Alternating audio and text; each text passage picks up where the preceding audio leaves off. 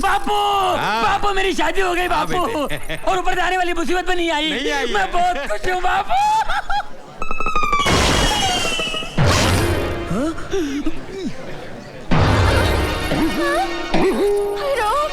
बापू ये क्या आवाज है? ओ भाई साहब, किस खुशी में ऊपर से गिरे आप? मेरी बीवी पर ही गिरना था आपको। You know how much I love my wife. I love my wife. बेटे हट जाओ। पंडित जी बीवी कहाँ है? यही है। मैं हूँ तुम्हारी बीवी। मजाक नहीं, चलो कहाँ है बीवी? यही है। मैं हूँ तुम्हारी बीवी।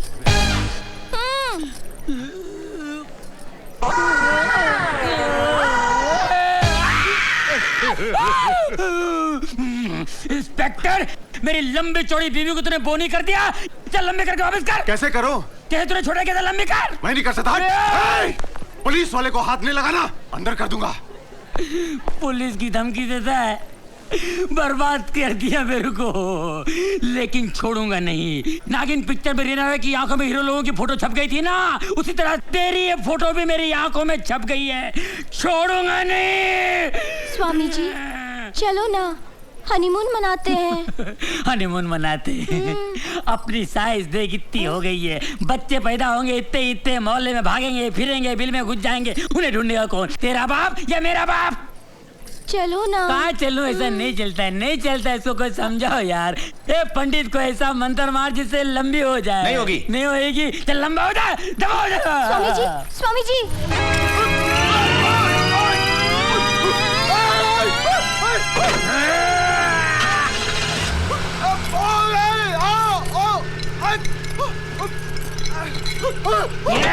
लटका दिए ना तेरे को, तेरी तो।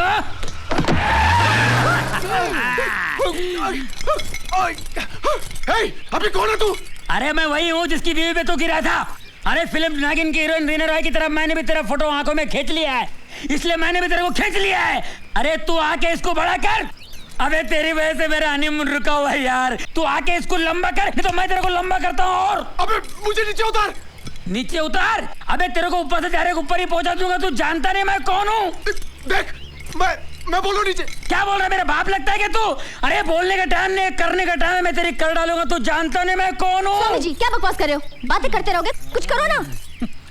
अबे तूने इसकी साइज तो छोटी किया, मुंह का साइज बढ़ा रख दिया। कितना बोलती है, मेरा कितना प्रॉब्लम है तेरे को मालूम है? स्वामी जी। अबे तेरी तो अब एक वर्ड भी निकाली दे तो मैं तेरा टेटवा दबा के तेरे को इधर ही दफन कर दूंगा। तेरी तो वो जानती मेरे को। हाय राम, ये क्या हुआ? अरे क्या हो गया? छोटा हो गया, बिल्कुल बराबर एडजस्टमेंट, क्या मस्त हो गया। इंस्पेक्टर साहब आपका धन्यवाद।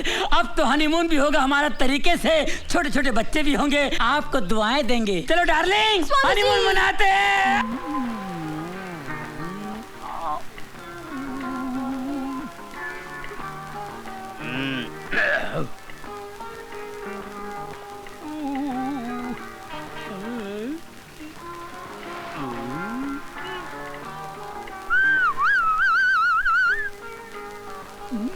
ए, क्या देख रहे हो? मैं आपको किधर रहता मैन? मैं मैन नहीं वुमेन हूँ। मैन का बोला, हम तो वुमेन बोला। वैसे वुमेन आप किसी को ढूंढ रहे हैं? हाँ, कल कुछ गुंडों ने मुझे किडनैप किया था और उसी वक्त किसी ने मुझे बचाया था, बस उसे ही ढूंढ रही हूँ। लगता है मेरा आइडिया फोकट में बिक गया। क्या मतलब? नहीं, ओह उन गुंडों में से आपको जिसने बचाया ना, वो तो अपना खास बंदा है ना। क्या खास बंदा है अपना? तुम उसे जानते हो? अरे पूरे खानदान को जानता हूँ मैं। तो तुम मुझे उससे मिलवाओगे? जरूर मिलाएंगे, क्यों नहीं मिलाएंगे, जरूर मिलाएंगे। लेकिन उनको मिलाने से मेरा फायदा क्या होगा? तुम बोलो ना। देखो अपना सिस्टम है, 30 दिन में ढूंढेगा 30,000 रुपए, 15 दिन में ढूंढेगा 15,000 रुपए, और 24 घंटे में ढूंढेगा तो 10,000 रुपए। तुम शायद उल्टा बोल रहे हो। जल्दी ढूंढने के तो ज्यादा पैसे होने चाहिए। नहीं, लड़कियों के लिए यही हिसाब है। एनीवे, जो बोल दिया। सौदा मंजूर है? मंजूर। ये मेरा कार्ड है और लड़के को ढूंढते ही 24 घंटे के अंदर ले आना। तुम्हारे 10,000 तुम्हें मिल जाएंगे, ठीक है? ओके। बाबा 10,000 का सवाल है बाबा। इस बंदे को कहाँ ढूंढूं? कल इधर ही मिला था बाबा, अब कहाँ होगा, किधर होगा बाबा? इस बंदे से मिला दे बाबा। अरे ओमैन साहब। हेलो। कैसे हैं आप? बाबा बाबा 10,000 देखा मेरी किस्मत। अरे भाई आपको कोई ढूंढने आया था। अच्छा, कौन आया था?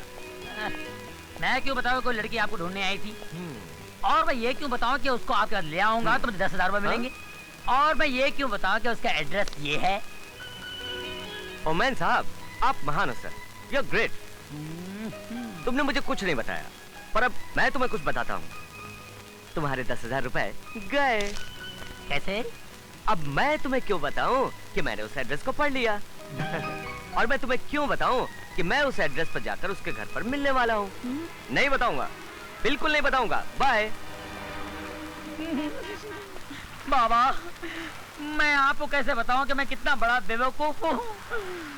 10,000 रुपए हाथ आवे पैसे निकल गए बाबा।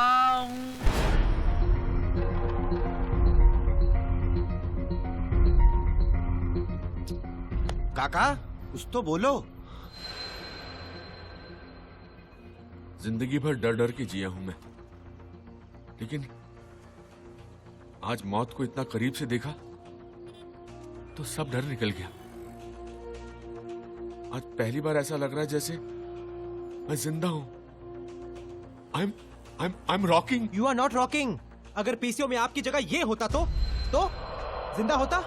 डराने के लिए फोन किया होता तो मैं समझ सकता था, लेकिन बॉम्ब लगाना, बॉम्ब और कल आरडीएक्स लगाने की धमकी। तेरा दिमाग मिला तेरी हाइट की तरह ही है। ये क्या है? 13वें का मेन्यू डिसाइड करो अभी।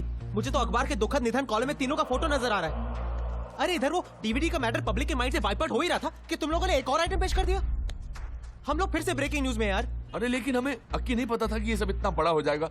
हमें लगा कि अगर हमारे साथ किसी और का भी भला होता है तो उसमें बुरा क्या है यार? देख अक्की, एक बात याद रख, वो डीवीडी नेशनल न्यूज पर हमारी वजह से नहीं गई थी। लेकिन वो मेरे से मिस्टेक हो गया था ब्रदर। ये प्लान तुम लोगों ने सोच समझ कर बनाया था। इस बार पुलिस भी लाइटली नहीं लेगी। और दत्तू भाई ने तो तुम्हें अब देख भी लिया। शिट यार, तू भी ना ब्रदर। मैं क्या ब्रदर? ये आइडिया तेरा ही होगा। अरे काका यार, सुनो क्या कह रहा है।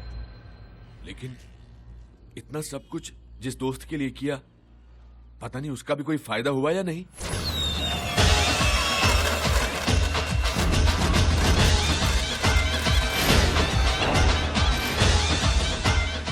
राधाबाई चौल की ये सजावट को देखकर कोई शायद ये कहे कि आज का दिन दिवाली का त्योहार तो नहीं, लेकिन यहाँ के लोगों के लिए आज का ये दिन कोई त्योहार से कम नहीं।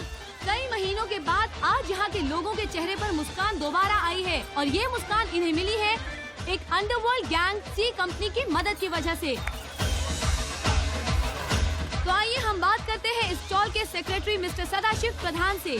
प्रधान जी नमस्ते। नमस्ते। तो प्रधान जी, पटेल बिल्डर्स ने राधाबाई चौल पर किया हुआ दावा वापस ले लिया है। आपकी जगह आपको वापस मिलने पर कैसा महसूस हो रहा है? सच कहूँ तो हमें अपनी जगह ही नहीं, हमारा आत्मसम्मान वापस मिल गया है। आज हम सभी इतने खुश हैं कि व्यक्त करने के लिए हमारे पास शब्द नहीं है। अगर सी कंपनी हमारी मदद नहीं करती तो हम कहीं का नहीं होते, रास्ते पे आ गए होते सब के सब।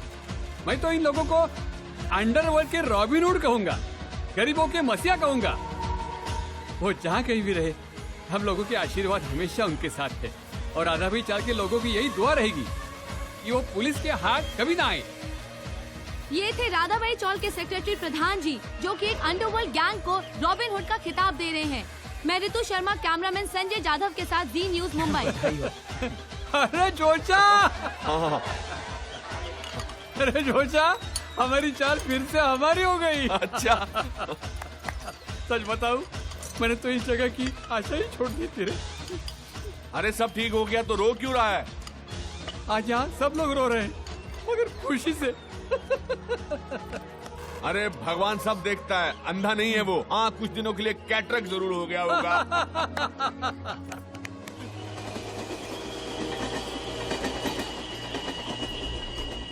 भाई चाली की लाइटिंग पार्टी का खर्चा इसने उठाया था, इसने पटेल ने। और क्या करता भाई, अपनी मैयत पे खर्चा करने से अच्छा था कि चाली की पार्टी स्पॉन्सर कर देता। हमारी प्रॉब्लम समझिए तू भाई, ना आपको ना पुलिस को, किसी को सी कंपनी की कोई खबर नहीं।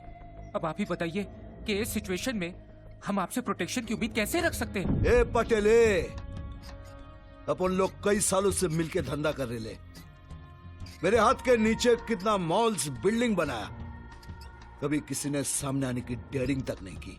हाँ, आज साला एक छोटा सा लोचा क्या हुआ तुम लोग? बात बराबर है दत्तू भाई, लेकिन आपकी बाकी प्रॉपर्टीज भी तो इलीगल तरीके से ली गई है ना। जरा सोचिए भाई, अगर कल ये सी कंपनी वहां पहुंच गई तो, और पता नहीं अगली बार कहीं बॉम्बी सुतली ना हो। इसलिए दत्तू भाई, हम लोगों ने ये फैसला किया है कि आगे से हम आपके किसी भी प्रोजेक्ट में हाथ नहीं डालेंगे। कुछ गलत बोला हो भाई तो आप ही मार दीजिए, वैसे भी सी कंपनी तो छोड़ेगी नहीं। माफ करना दत्तू भाई, लेकिन इस शहर में आपकी पहले जैसी दहशत नहीं रही। अबे नशाखोर, भाई की दहशत कम हो गई। यादव, घोड़े को लगाम दे। ये लोग सही कह रहे हैं। कमाल है, एक सी कंपनी ने 10 सालों के रिश्ते की मां बहन कर दी।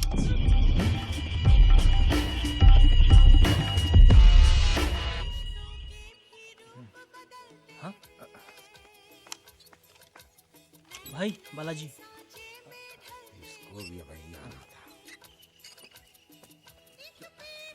हेलो, एक मिनट। ए मोटू। हाँ भाई। जब आया है तो नाश्ता पानी करा के छोड़ना। ठीक है भाई। जल्दी में हाँ साक्षी जी बोलिए। क्या बोलूं दत्तू भाई, आपने तो मुझे जबान दी थी कि बैंडेज के पीछे मेरा ही चेहरा होगा। हाँ हाँ, अब रो रही क्यों? क्या करूं, आज के एपिसोड में मेरे चेहरे से बैंडेज उतरने वाला है और बैंडेज में मेरी जगह किसी और एक्ट्रेस का चेहरा होगा। साक्षी जी। सिंघानिया साहब, ये है आपके घर की कुलवधू। इन बालाजी वालों ने मुझे रिप्लेस कर दिया। साक्षी जी, आप रोइए मत साक्षी जी। रहने दीजिए दत्तू भाई, अब आपकी जबान की मेरे लिए कोई कीमत नहीं है, कोई कीमत नहीं है। क्या भाई, सी कंपनी तो छोड़ी, अब तो सीरियल वाली कंपनी भी अपने से डरना बंद कर चुकी। मतलब यादव, तू अब बिच गाड़ी निकाल, अब बिच। अभी हम उनको बताता है कि दत्तू सैटेलाइट क्या चीज है। हाँ, निकाल।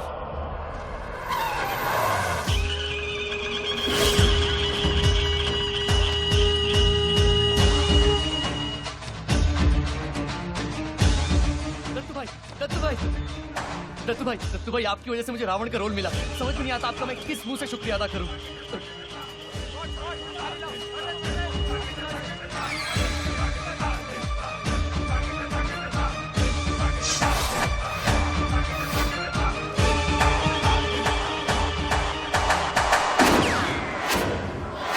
दत्तू भाई, the one and only Ekta Kapoor, जिसके सीरियल ने दत्तू सैटेलाइट का ही नहीं पूरे देश का दिमाग घुमा दिए लाए क्या।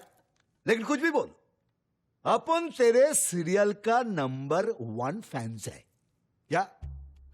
नहीं तो तेरा 1000 कंप्लेन लाएला मेरे पास। तेरे सीरियल की कहानी आगे ही नहीं बढ़ती। तेरे सीरियल में औरत लोग कंजी भरम साड़ी पहन के फुल मेकअप करके सोती है।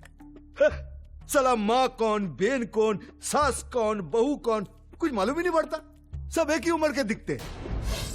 हाँ, तेरे सीरियल में वो बैकग्राउंड म्यूजिक बजता है ना, लगता है बम फूट रहा है, करगिल का लफड़ा चालू है। ये धन। अच्छा एक बात बता, तेरे सीरियल में कैरेक्टर लोग का नाम ये आर्यमान, आर्यवीर क्यों है? क्या साला सुरेश, प्रवीण, कार्तिक मर गए ले क्या? अरे आखिरी दुनिया में इतना प्लास्टिक सर्जरी कहीं नहीं हुआ जितना तेरे सीरियल्स में हुआ है ना।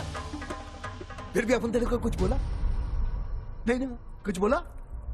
सॉरी दत्तू भाई, उस सीरियल की पॉपुलैरिटी के लिए करना पड़ता है ना। अरे करना, जो तेरे को मांगता है कर, लेकिन अपन जो भी तेरे को बोला ना वो भी तेरे को करना पड़ेगा। ये बैंडेज के पीछे मुझे साक्षी जी का ही चेहरा मांगता है। पर उसकी तो प्लास्टिक सर्जरी हो गई है ना। वो अपन को कुछ नहीं मालूम। उस रोल में मुझे साक्षी जी चाहिए क्या? अगर कुछ भी इधर से उधर हुआ ना, सीधा ठोक जाना क्या? क्योंकि ये मेरी जवान का सवाल है, समझ गया ना? चलता है।